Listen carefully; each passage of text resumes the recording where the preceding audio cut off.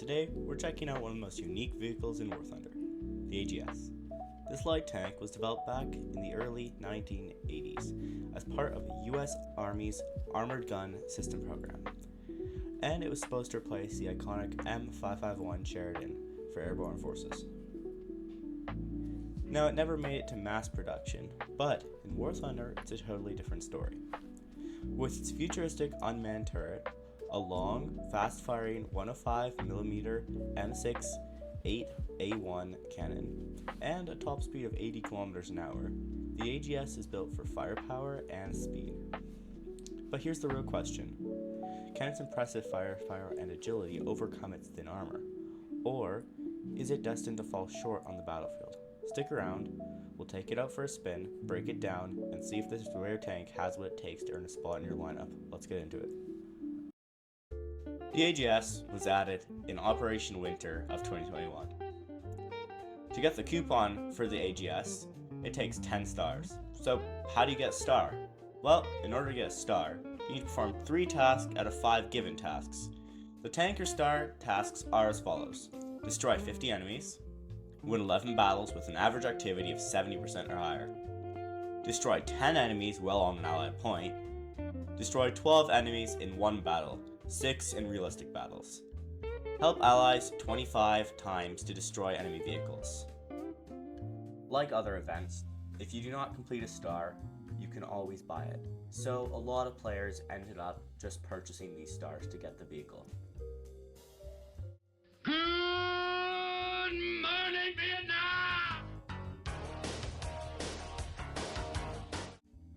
If you're new to using the AGS, you're probably wondering, how do I play it?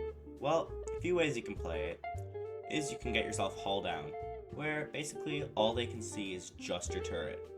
That means that you're basically invincible, because all they can take out is your breach.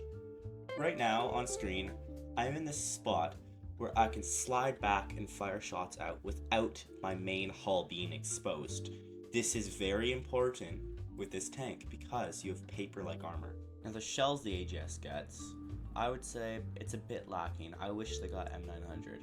But since it doesn't, you have to play a little bit more strategically, and you gotta play more of a waiting game. And I find it helps to try and get people to side on, because let's say you run into a T80, you're not gonna be able to pen that from the front very easily. So I find waiting in spots like this that are a bit more ready can help you stay alive longer. If you're used to playing main battle tanks, for example the Clickbait or the M1 KVT, then when you start playing this vehicle, you might try to play this like a main battle tank, which is a big mistake, because this vehicle is not meant to be a main battle tank. You're supposed to flank with this vehicle and get behind the enemies and outsmart them. So what I would suggest to avoid that is just play extra cautious, and remember that you can almost get 50 cal by things.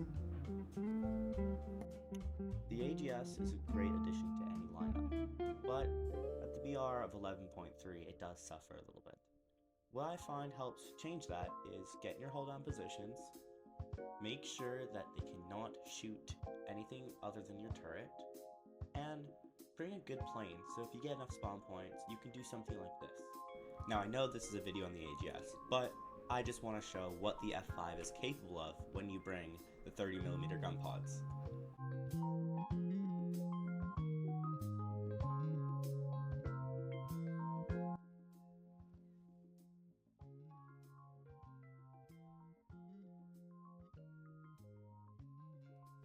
As you can see, the AGS can penetrate a Leopard from the front with relative ease.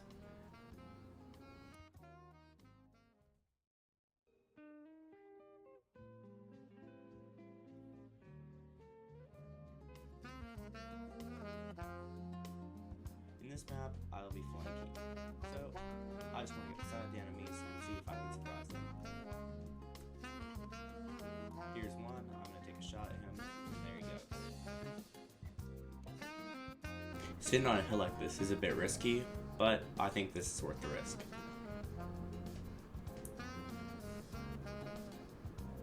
I notice a guy over there and he's just sitting there AFK. There he goes. One thing I did forget about is that the enemy spawn is facing right towards me, and that bites me later.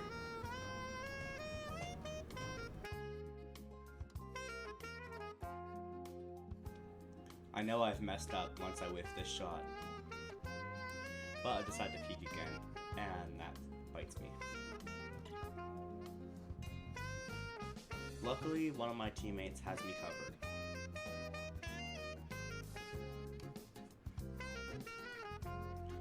And he pulls me out to safety. Now the AGS is definitely quite expensive at 93 Gaijin coins. And that wraps up our look at the AGS.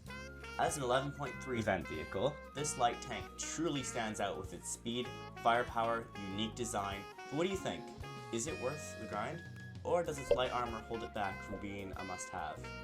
Let me know your thoughts in the comments below. If you enjoyed this breakdown, don't forget to like, subscribe, and hit that notification bell so you never miss an update. Thanks for watching. As always, stay sharp out there. This is Defiant, signing off.